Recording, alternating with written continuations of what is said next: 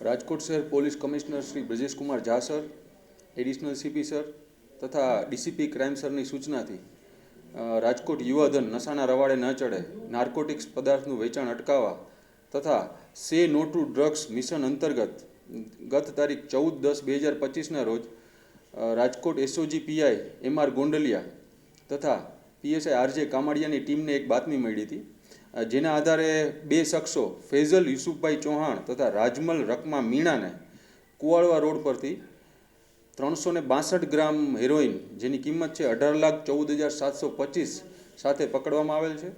હાલ આ બંને શખ્સો વિરુદ્ધ બી ડિવિઝન પોલીસ સ્ટેશનમાં કેસ રજીસ્ટર કરી વધુ તપાસ તજવીજ ચાલુમાં છે.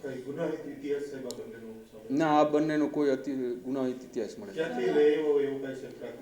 આ રાજમલ રકમા મીણા પ્રતાપગઢ રાજસ્થાનનો વતની છે અને તે પ્રતાપગઢ રાજસ્થાનથી જ આ હેરોઇનનો જથ્થો લઈ આવ્યો છે.